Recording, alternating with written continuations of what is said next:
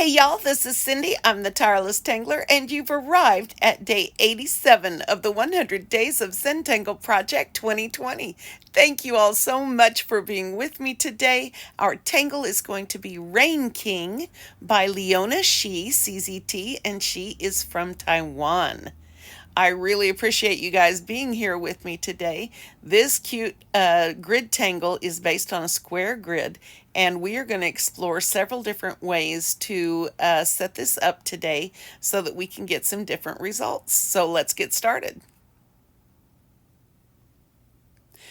Okay, so for this grid, I have gone ahead and set up my square grid, and I will be drawing those again here in a minute.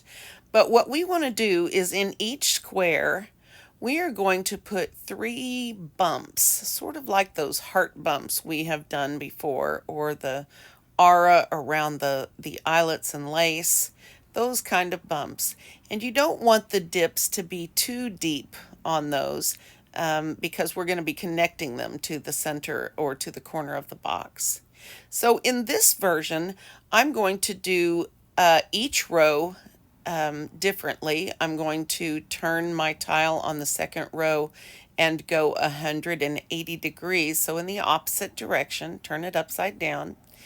And then I'm going to turn it back around the way it was to begin with. And I'm going to repeat these 3 bumps going in the same direction in each square.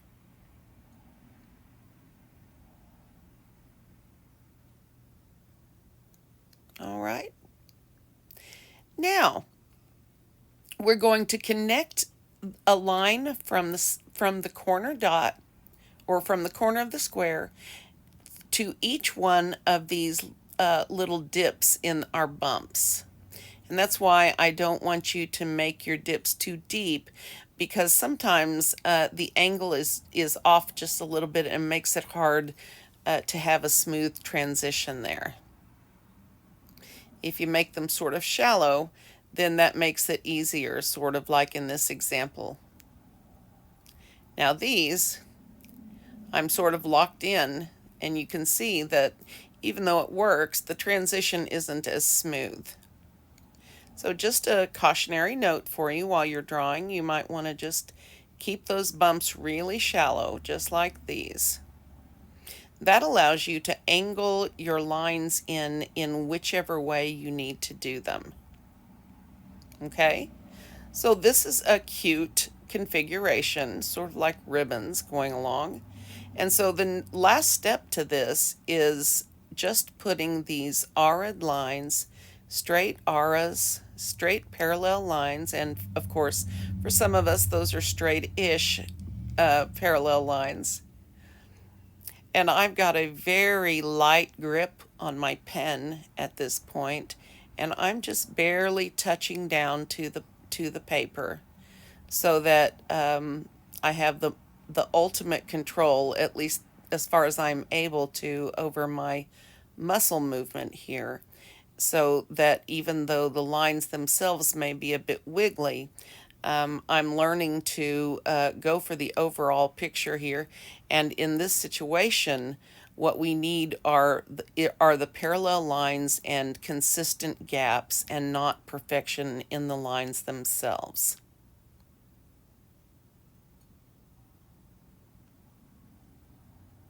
And I've actually done a fairly good job for me. Oh, there'll be one coming up where it's not so smooth. But that's okay. You learn. You learn, you do, and you learn. If you don't do, you don't learn, and you never get better.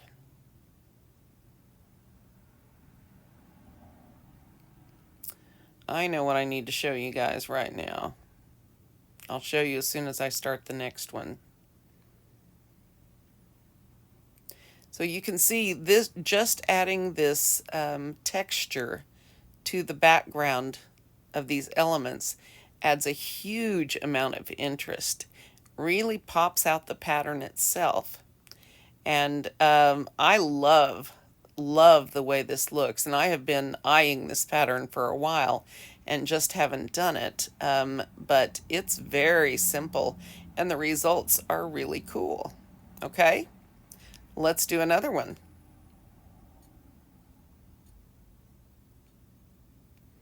So first I'm going to draw in my square grid as best I can, keeping the lines consistent with the gaps, trying to keep them about the same width apart.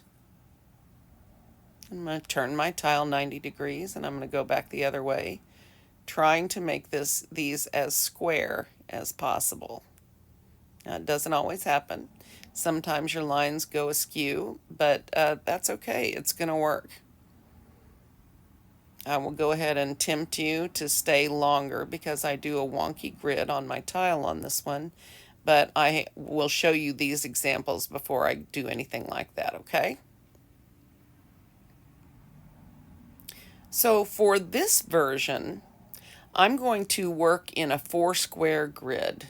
So I'm going to climb up one side, down the other, turn my tile, climb up one side, and down the other until I have these 4 squares connected with this sort of flower shape.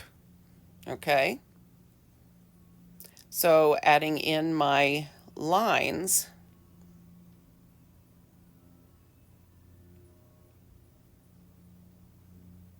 okay, apparently we're going to save that. So what I'm doing now is I'm working from this 4-square pattern. So I don't have enough to do 4-square right there, but I do have enough for a 4-square pattern up there by it. So I'm just going to keep working the pattern, keep turning my tile, climbing up, climbing down,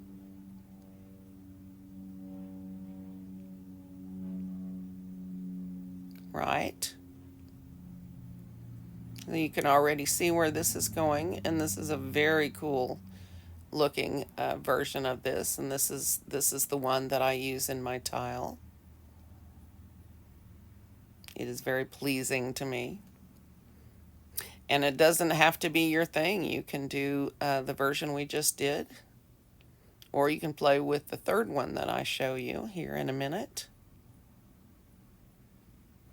And if you've got different configurations you'd like to share, I'd be very interested in seeing those.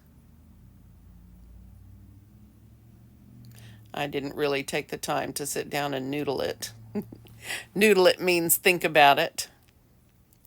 Okay, so right here I'm going to show you a couple of my very first tiles that I uploaded to Zentangle, to the Zentangle Mosaic app.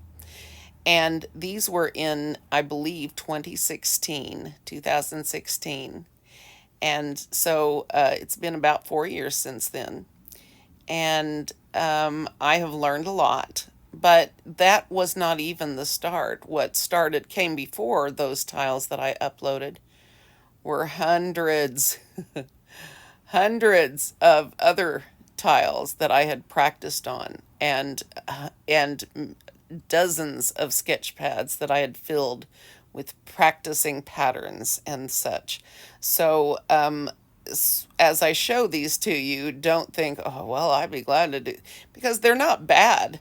It's just, it's an illustration of where you can end up if you just hang in there and keep after it, keep trying. And it's a way for me to let you know that everyone's art develops over time. It truly is a learning process. It truly is a journey and an adventure. So I really like that idea that I can show you guys some of my early stuff for no other reason but to inspire you to keep going and to keep trying your own art, even if you're not getting the immediate results that you would like to see. It takes time. It takes time and effort to learn how to make your tiles look cooler. Okay, so there I am with my straight lines not being straight. I took a diagonal turn there. But you get right back on, you keep going, you keep doing it the right way, and it all works out in the end. It's been the hardest part of my learning process to not freak out at every mistake I make or at my perceived mistakes. And I would like to really think that whole opportunities instead of mistakes thing through, because mistakes are part of it. You know, they're part of a lot of patterns have been born through these mistakes slash opportunities. Because someone turned a line the way it wasn't supposed to go and realized, oh, you know what? If I do that and it's repeatable, it might be a pattern. So, give yourself time to develop. I will also say that being in any Oakens Art Club has been pivotal to my artistic development. And that's not to say I'm a particularly great artist, and that's not what this is about. This is about finding the pride and self confidence in your own art. And that's a big journey. So, just food for thought for all of you thinkers out there. And I know I've got you in the audience. Guys, don't forget to give me a like if you enjoyed the videos. I always get the dislikes, but never get the likes. No, I'm just kidding. You guys are really good about liking.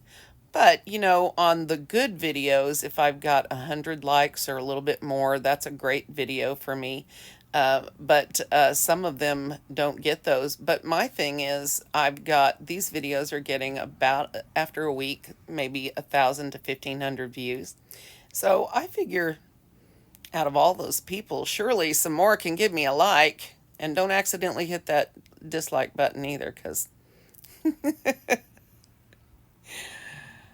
I trick myself. I think, oh, they didn't mean to hit that. They just meant to hit the like button. All right. So third and last configuration that I have for you today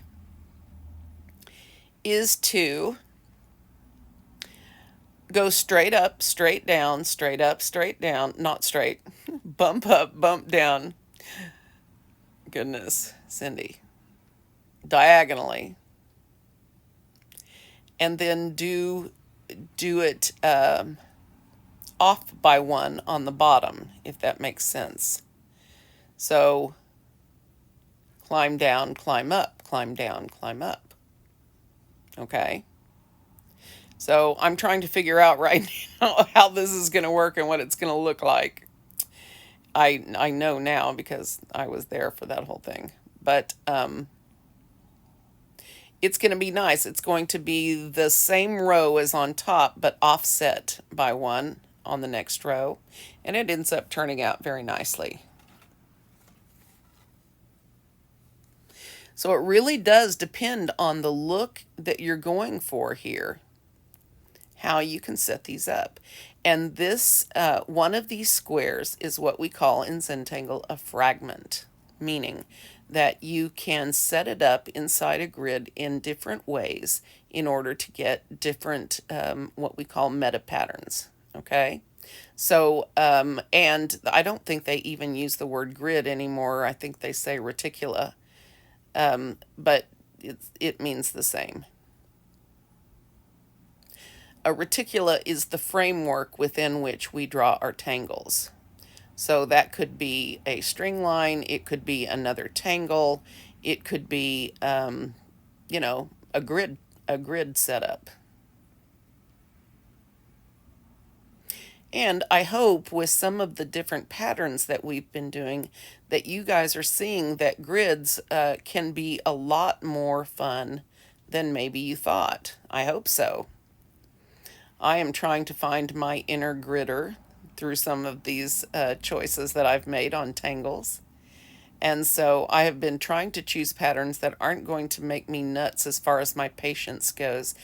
I have started to wonder if part of my problem with grid patterns is that it makes me claustrophobic and feel trapped.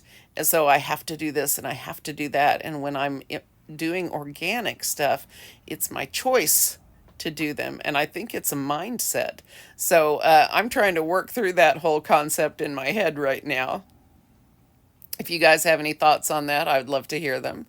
If you even understand what I'm talking about, then that's fine. If not, I can be rather convoluted in my wanderings in my head sometimes, so don't be too frustrated with me.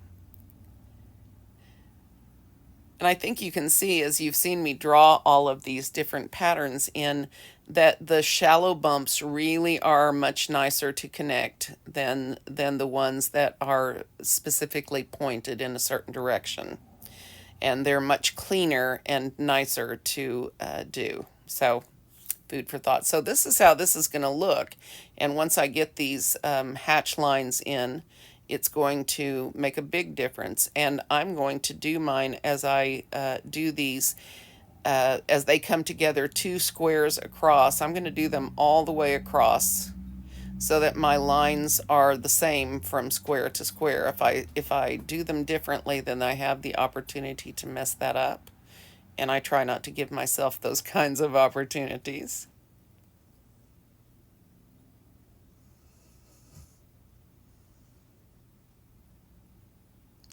I'm sitting here thinking what ways, if, I'm only going to stick to this basic pattern today as I work, but what ways in which we could embellish these petal shapes in order to make them more dynamic. I'll tell you already that I went a little bit nuts with the shading today. I got out my Tombow N00 colorless blender marker and ended up going to town on these. And so you'll see, I am someone that likes a dark shade. So I just kept adding to it. We'll get there in just a moment. First, you have to experience my strange, wacky grid.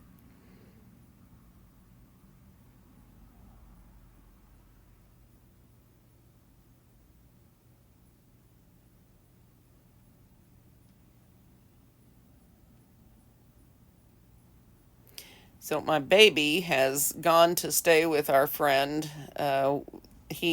She's got 2 little toddlers. One's 3 and one's 1.5, maybe.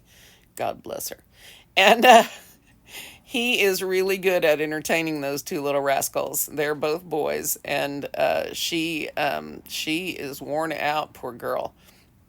So she likes to steal Mari every now and then. I guess the boys were really bored and wanting someone who could play hard with them, and because they're rambunctious, and so my kiddo is just the right person for that kind of thing. And I guess he is really good at entertaining them, so she doesn't mind when he comes to stay. And sometimes she insists that he come to stay for a couple of days, and then he's coming back tomorrow, and then he'll be off to the lake for a few days with family, so that'll be fun. Okay, so for today, I'm going to draw in my border, and instead of putting dots in, because I have trouble getting those in the right space, I'm just going to aura the outer edge in hopes that I can get some nice straightish lines in here without going, too crazy. So this ends up looking pretty good. So I am going to pencil in a sort of string here that will help me get my wonky grid going. And I'm sort of going to bell them out from the long line in the middle. I'm not going to call it straight because it's not. And I'm trying to figure out whether I want to put in another one here, and I decided I did. So now I'm trying to figure out which direction I want to curve my grid lines going this other direction. And I should have probably gotten a better curve on this. It wasn't penciled in very well, but I decided to leave it because it was close enough. It would work. But it actually should curve in on this end a little bit better. And now I am going to try to square up as well as possible some of these middle sections.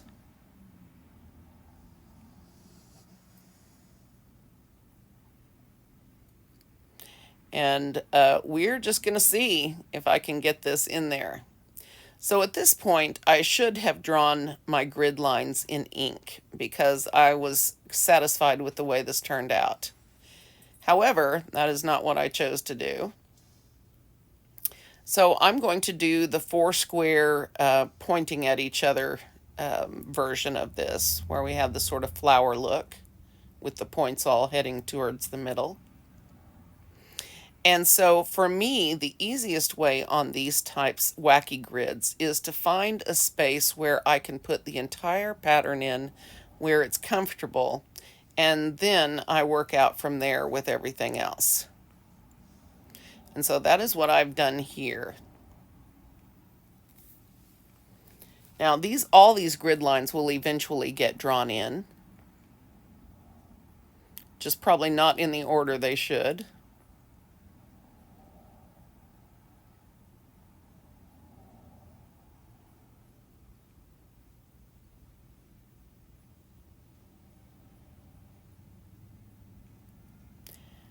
This is very much how I approach grid patterns. It's not a good example for you guys. The good example for you guys would be to start in one square and do your pattern, drawing your pattern from square to square so you're not confused. But because I have a very organic type of mind, the way that I approach these patterns, when I get into a grid and I'm not thinking about it too much, I tend to work out from where I am. I pick a square or an area and I just work out from there. And so for teaching, that's not great because I don't want to confuse anyone. But if you will see, I'm still following the pattern. I'm just not doing it in a square by square order. But you can see right there, I have the climb up, climb down, climb up, right? So I can't see my climb down side, so I'm going to guesstimate where that is. And I actually did fairly well on this.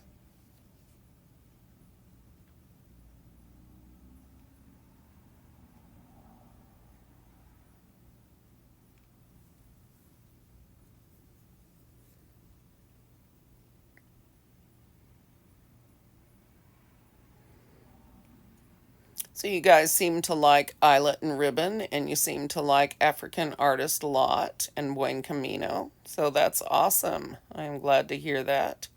I hope you will like this too. I'm trying to throw in grid patterns that we can enjoy. And so that is my hope for this. One more of those. Yep, that looks good. So I'm working again in a four square pattern. I'm filling each four square with my bumps to begin with. Just the climb up, climb down thing. Okay, climb down. And we're not going to be able to see that one. And connecting my lines. As you can see, I'm drawing in the grid lines as I go. Again, not the best example for you guys, but I felt like I had drawn it enough times earlier that you guys should be able to figure out what I'm doing. Hopefully I didn't mess this up for you.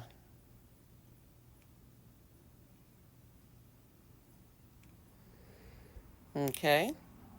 And I actually like the fact that some of these are going to be misshapen. I think it's going to be cool, but I could be wrong. So this is an exploration for me. Now I'm going to try to,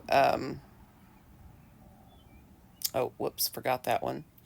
I'm going to try now to jump to each of these sides next to it. And I think at this point I have decided to draw in my grid lines. Hopefully that's what I decided.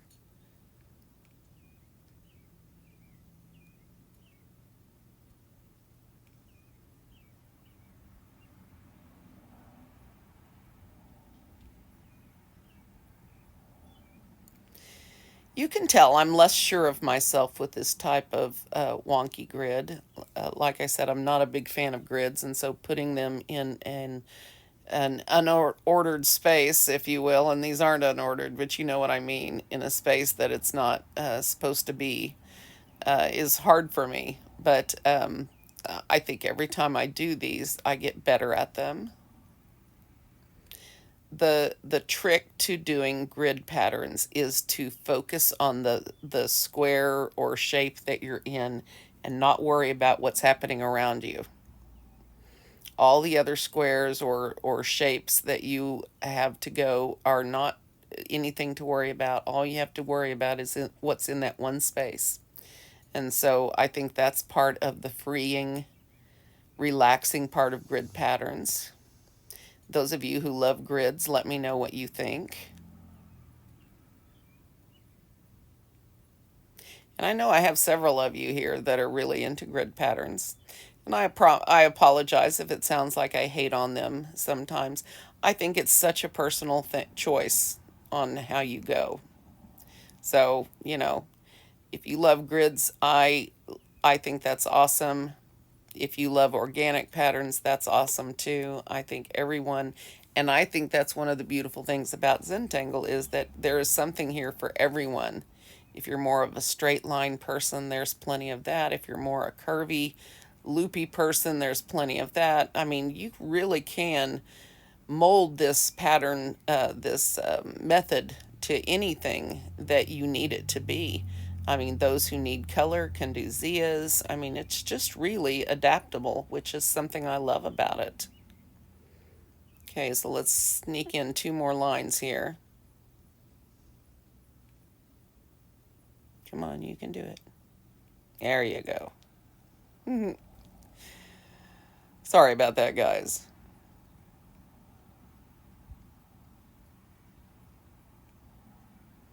So just remember, if you're next to another square, climb up, climb down, climb up, climb down. Okay?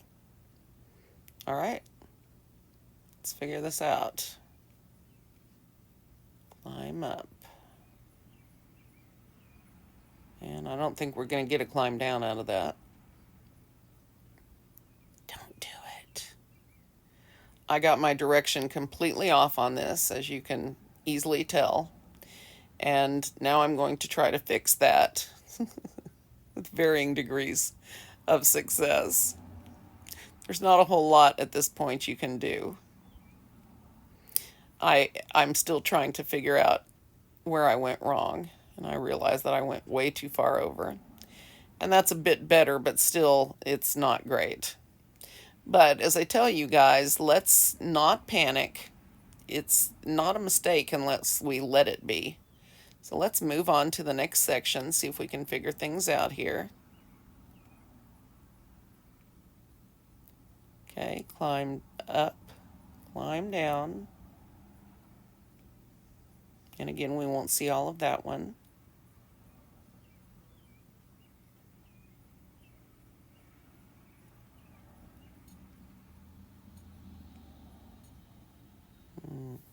Probably should have gone a little bit different angle, but I think that's going to be fine.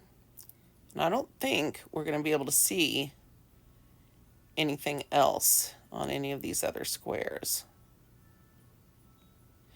So now I'm going to add my parallel lines, my ARA lines. And I am drawing very slowly and carefully because I want them to be done in a neat way. And remember, one of the reasons I leave these real time is so that you guys realize that this is not supposed to be quickly done, that this takes time. And you have to go slow in order to really accomplish what you need to on a tile. And again, it's easy to rush and finish tile after tile. It's difficult to make each tile, no matter what you've got on there, look good and dynamic and finish it off well. So I am less is more kind of a person. A lot of people are more is less kind of people, and that's okay.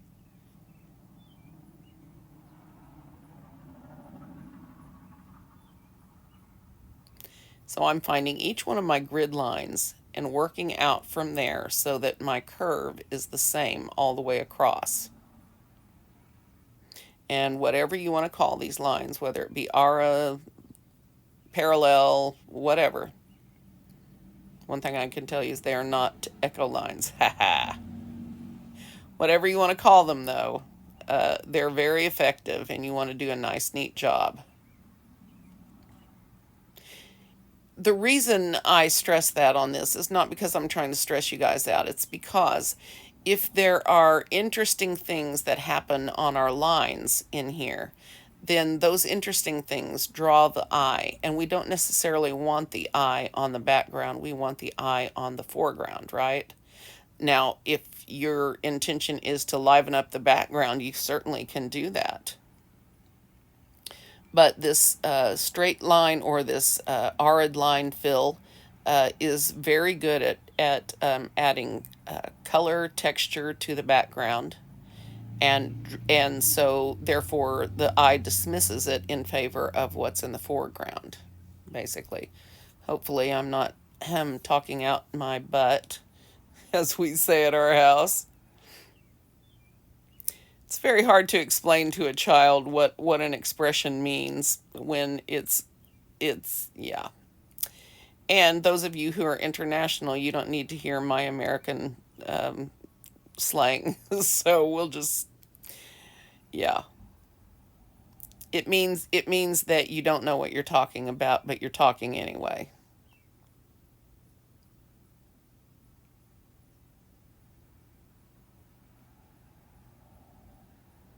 Which is an issue a lot of people have, and I try very hard not to be one of them. But there is no telling sometimes what comes out of my mouth on these videos, so have patience with me, guys. Be kind.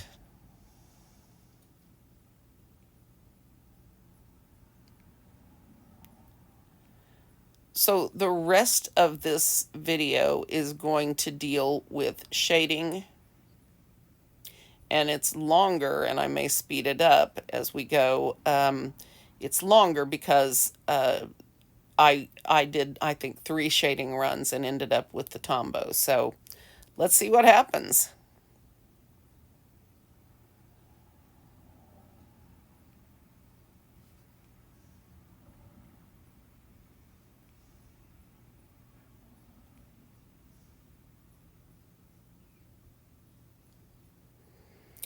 So when I initially start to shade this, I'm thinking we'll shade on one side of each petal, and I'll shade on the same side on each one as I go around. And there's logic in that. That'll work. Right? Then I get into these spots in the center, and I wonder, okay, I'm still doing that. But here, then I'm switching sides. And so my shading technique is less effective because I'm not staying with the plan. I'm sort of changing it up. And I think the reason that I'm changing it up is because of these sort of middle elements that you want to sort of shade around instead of shading up on. So this was one of the things that was dissatisfying to me in the shading part of this. But as I shaded it this way, or at least the best I could, now I'm going to grab my tortillon or my paper stump in this instance, and smooth this out and see how it looks. Because frequently, until I give it a shot, it's hard to tell how something is going to work.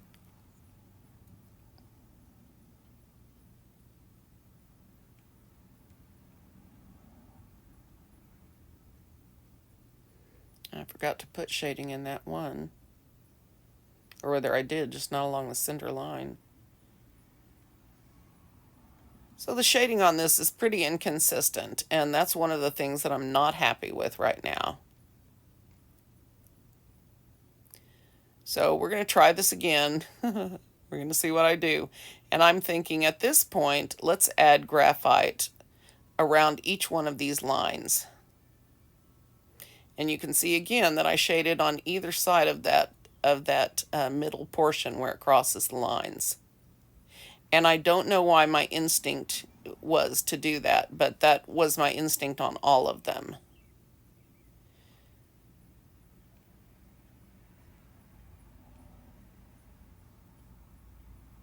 But again, I have shaded on the wrong side here. And I don't know why. As I was doing it, I recognized what I was doing, but I wanted to get color right around each of these lines. And so you can see, instead of adding to a specific side on purpose, then I'm trying to darken the lines themselves.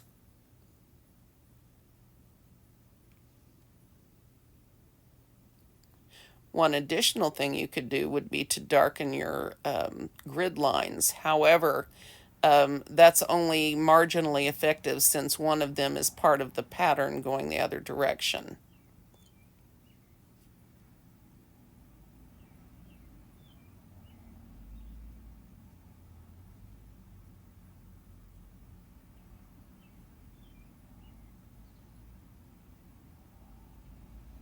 Here we go.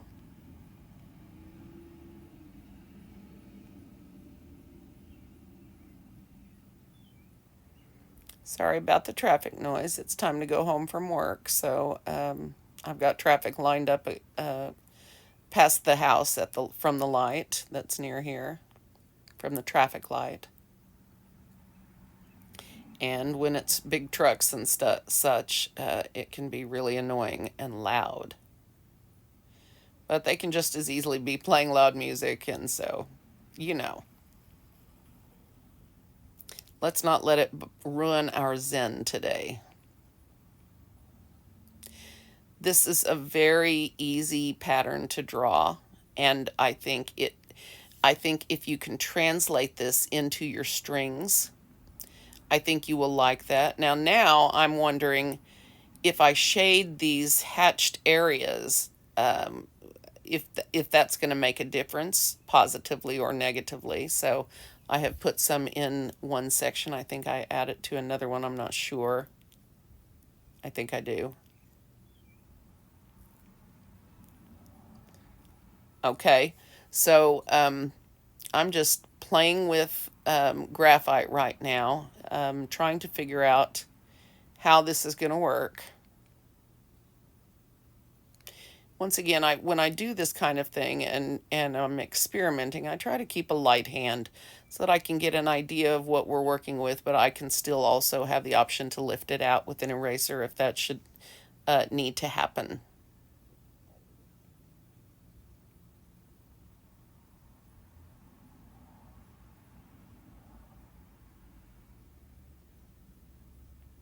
So as I am blending the graphite along each of these lines, I'm thinking this is not good enough. I'm wondering, what I can do with this. And then, of course, I'm on a gray toned tile, and so that makes the shading and highlighting an important component of this tile.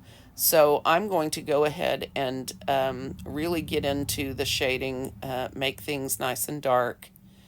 And I'm going to want to emphasize the lines with shading, because when I add the highlighting, those what we're making look sort of like dips and hills are more dynamic with a darker shading and a bright white highlight on top. So it doesn't surprise me at all that I, as I created this, I switched to my oh, what am I trying to say?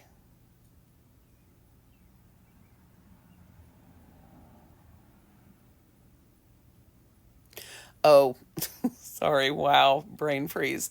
I was trying to say that it doesn't surprise me that I switched from shading with a pencil to my Tombow my Tombow N00 marker blender. Remember, it picks up the pigment from the pen, from the ink, and you can use that to shade if you want to. And the more you go over it, the darker the color you get of gray, because, assuming that you're using black ink. Of course, I am very tempted right now to use that with a colored ink, like my pink PN, and see where that gets me. I'd be very interested to see how that worked. So we may have to try that out one of these days. But I have found since we figured out what happens with it, I'm trying to use its evil for good now. And it makes a very convenient shading tool. So you're about to see it in action.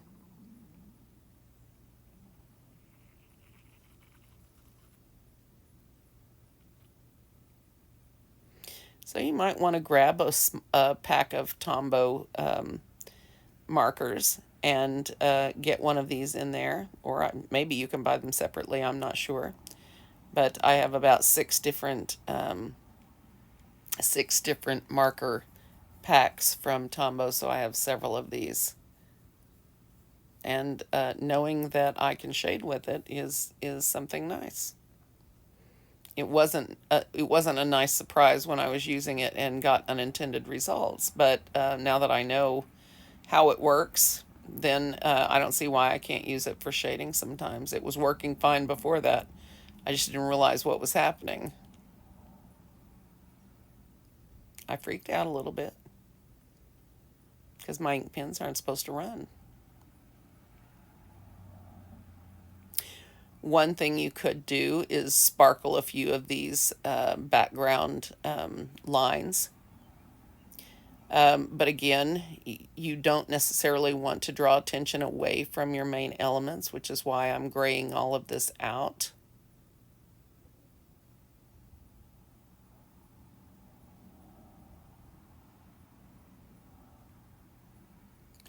I do not know if other colorless marker blenders will work in this way, but I just know this one does.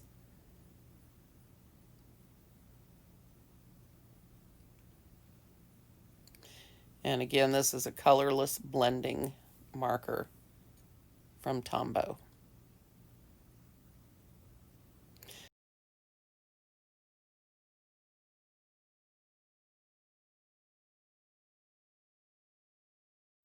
Now I'm going crazy with my Tombow marker blender, and I'm using it between these petal shapes. And I'm going to darken all of these spots and then come in with my white charcoal pencil and brighten the tops of them. I think it's going to be very dynamic and successful, but I'll let you guys be the judge, and you can let me know in comments.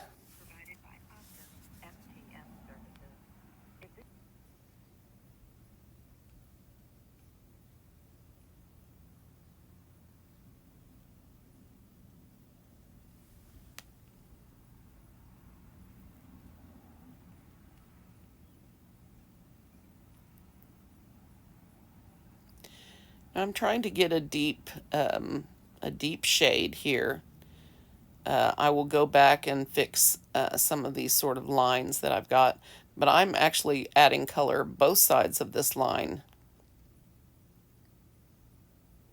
It's sort of a natural, a natural happening due to the way that I'm shading, and since I'm wanting a dark blend, I think I'm fine with that.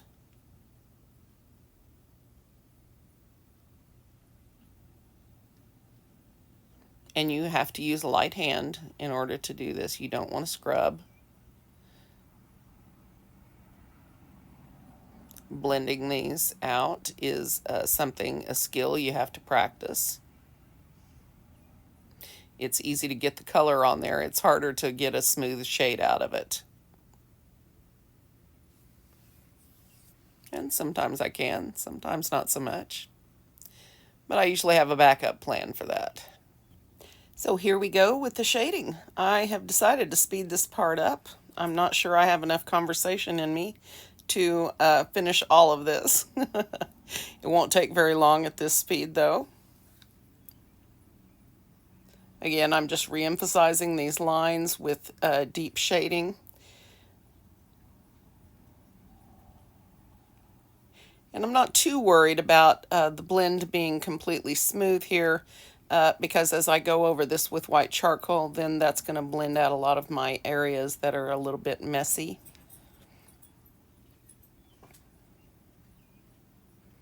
All right, so with the white charcoal now, I just want to smooth that on the very tops of these petal shapes. I'm going to go ahead and blend it in with the darker stuff. And that's going to pop the tops of these up, drop these lines back into the shadow, give us a much more dynamic entity on these. Now, you do not have to spend this much time on this. This is a very lovely pattern drawn, straight out without all of the extra shading. I don't even think there is shading in the example Untitled Patterns, so, do as you want. It's just hard for me to see stuff like that and go, what can we do to make that more exciting? And this is what I've chosen to do on mine. Again, use your white charcoal as a blender and a highlighter in these situations, and your finished product is going to be something really fun. And it's definitely going to have the eye's attention as opposed to the background as we move forward.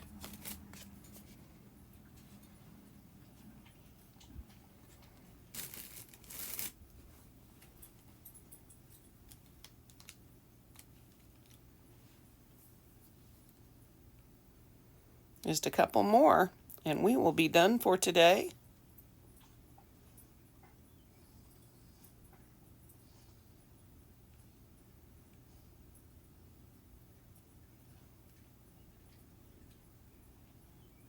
I just love smoothing on white charcoal. It is just such a joy.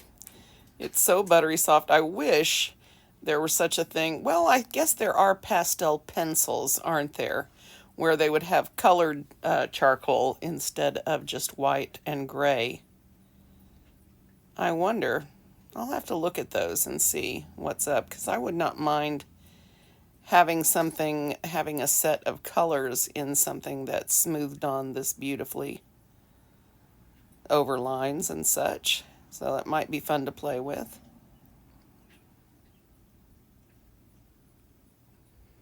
Oh, look what a difference that makes to those. They go from flat and kind of weird looking to really 3D.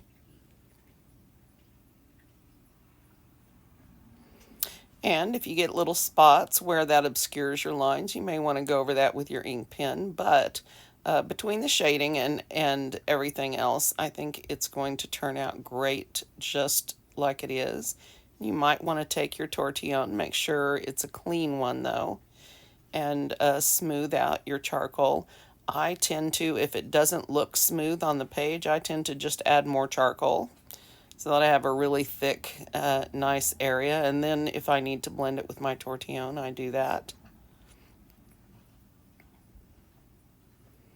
And I just have chosen to completely ignore that mess over there.